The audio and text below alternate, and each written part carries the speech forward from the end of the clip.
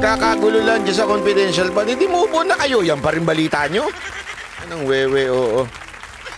Tunay ang pagsuko ni VP Sara sa kanilang confi funds na kaya naman nilang gampanan ang kanilang trabaho nang wala nito. Dapat anya, isuko na rin ng ibang civilian agencies ang kanilang confi funds. Yan ang Isa tama. na yung mga ibang civilian departments, civilian agencies na ma-realize din nila yan. Hindi naman natin primary mandate ang mag-surveillance ng mga tao kasi hindi naman tayo primarily a law enforcement, a criminal law enforcement agency. So sana i-give up na po nila. Ang mga oposisyon naman sa Kamara hindi raw titigil sa paniningil kay VP Sara. Hindi raw niya matatakasan ang hinihinging paliwanag ng taong bayan kung paanong ginastos ng OVP ang 125 million pesos na confi funds sa loob lang ng 11 araw. Kulit? Tingin natin hanggat nagdadrag at hindi talaga sumasagot ang Tumigil ka na, mag-TikTok ka na lang. Dami mong alam. Sinagot na nga paulit-ulit. Bingi ka? Hindi, tanong lang bingi ka o tanga ka? Paulit-ulit ka Sinagot na nga. Gusto mo sagutin ko uli? Kasi nga kailangan gamitin. Hindi pa pwede ang bihira pa uli. Alam mo naman yan, di mo ba alam? Pambihira to. Ulit-ulit ka mag-TikTok ka na lang. Matutuwa pa ako.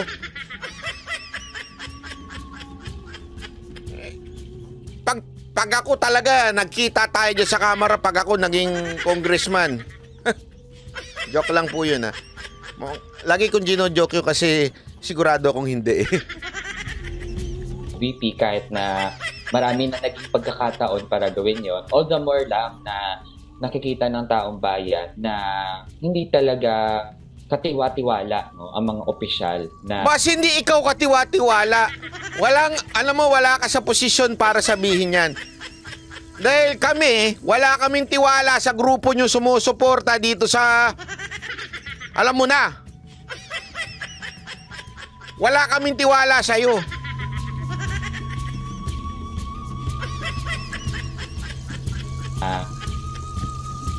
Sobrang atat na humingi ng confidential funds at napapaurong na lang kapag sila ay na-expose. So napilitan na sigurong Ano ba ito mga congressman na to?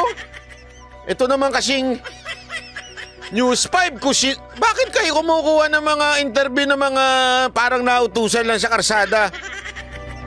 Bira Hindi, alam mo sa totoo lang, kayong mga media, kayong bumubuhay sa mga yan Wala naman silbi yung mga sinasabi niyan unless kinausap kayo ni speaker. Interview nyo itong dalwan to Ito lagi yung interview ninyo Posisyon ng ganito ang Vice President dahil talagang naging mabaho itong confidential funds at mas mabaho kayo. I mean yung hindi kayo baka sabihin mas mabaho yung inyong house. Ibig sabihin yung inyong agency na kinabibilangan o departamento which is yung hindi yung departamento tawag doon yung inyong House of Representative. Yun mas mabaho yun. Akala nyo naman makababaho. Kayo nga bulok na Bugok. Alam mo yung bugok na nangangamoy na? Ganun kayo. Talagang inayawan ng taong bayan itong confidential funds. Nauna naman ang naghain ng Makabayan Block ng resolusyon sa komite para imbestigahan ng confi funds ng Davao LGU. Gusto rin nilang tuluyan ang alisin ang pagbibigay ng confi funds sa mga civilian agencies. Kamakailan, naghain na rin ng petisyon sa Korte Suprema. Ayan yan, palitan na natin tawag. Dama ka dyan, Diego Latigo. House of Ratten. House of Rat. Yun na lang. Hindi kasi House of rat House of crocodile. Para questionin ang legalidad ng paglilipat ng pondo ng Office of the President para gawing... Hindi, alam mo sa totoo lang, kasalanan to ni Romualdez at saka ni Sandro. Sila ang nagbigay ng boses dito sa mga makakaliwa na ito. Sila ang nagbigay ng lakas o pagiging strength, ika nga. Kasi binigyan nila ng importansya. Keso proteksyonan pa nila, gumawa pa na resolusyon, yung mga ganyan-ganyan. Di ba ho? Etong si Romualdez at saka si Sandro, magsama kayo sa kubul. Mia Morex Oliva, ilabas din ng confi ng mga, wag namang maka-NPA ka naman, madam. Red tagging yan, sasabihin na naman nila yan. Wag naman NPA. Confidential funds ng OVP noong December 2022. Inaasahang magko-convene ang Kamara at Senado sa BICAM sa Disyembre. Nagbabalita mula sa front. Wag na kayo convene, magbakasyon na lang kayo. Wala naman kay Silvi. Joke lang po Marami namang dyan, marami namang maayos na mga senador. Kaya lang talagang merong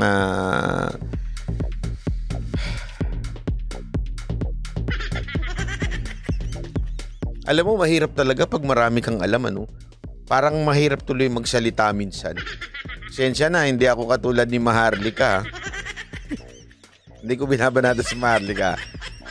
Hindi kasi ako katulad ni Maharlika na madaldal sa mga alam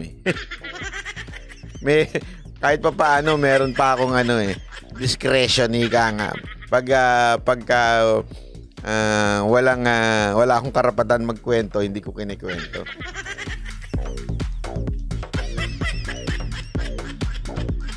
Anyway, totoo naman po. Alam mo, Disyembre,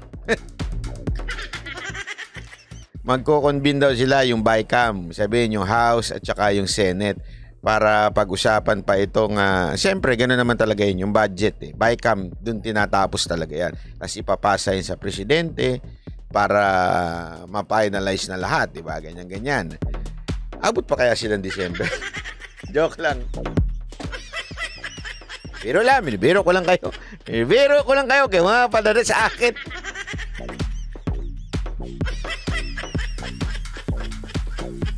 Ay nako, hindi. Alam mo yun, I really hope na someday talagang ma-realize natin na, kasi alam mo, kaya ako naiirita kasi dito sa nangyayari na to.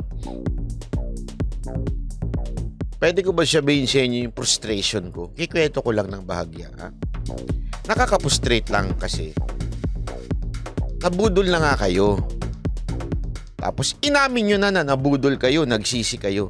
Tapos ngayon, uulitin nyo na naman. Araw-araw tanga.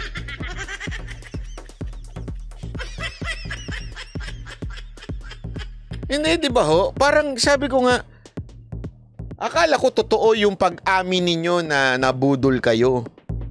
Hindi pala. Bakit? Ipupush nyo pa rin pala yung Sara Aimee.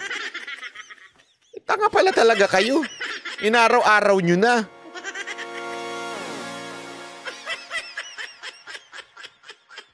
Alam mo yung ganong klaseng, akala ko, natuwa na ako kasi, hay, salamat, dami nang nagising. Tanga rin pala Inulit lang. Parang ganito. Di na ako kakain ng isaw ng baboy. Bakit? Kasi maraming kolesterol yun Sisisi na ako kasi nadala ako sa ospital, taas na ng kolesterol ko. Ano na kakainin mo? Isaw na lang ng manok. Gag. Di ba? Ang tanga rin Kabuisit Oy, Aquari 24. Ay, grabe naman yan. Boss Randel, meron na akong pangkain dun sa clam chowder dyan sa San Francisco. Maraming salamat, Aquari 24. May pangkain na ako. Kasya na sa akin yan. Maraming salamat Thank you very much. Joke lang natin yan. Baka sabihin na naman ng iba, si Bonat mo. Bubula na naman ang bibig ng mga animal. Hindi totoo. Yun na nga. Sabi nito na sana nga kung meron mang nanonood dito sa kampo ni VP Sara Duterte, makinig kayo. Sana naman nadala na kayo.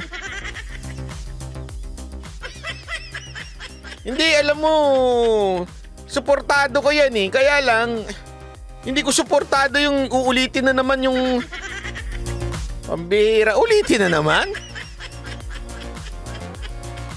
Banat Bay, sa Red Lobster kayo kumain. Saan ba yun? Meron dito Red Lobster sa BGC. Ay! Ano pala yun? Sige, kakain ako dyan sa Red Lobster na yan. Sige. Ha, kain ako dyan. Magkano ba isang lobster dyan? 1, 2, 3, salamat po. Thank you very much, ha? Ay, nako. Sabi nito ni Ella Alonso, we love Banat Bay for being fierce. I am a legit DDS since back in the days of Tatay Digong's popularity. I so appreciate, grateful that till now a legit DDS is standing strong in the midst of all problems and tribulations.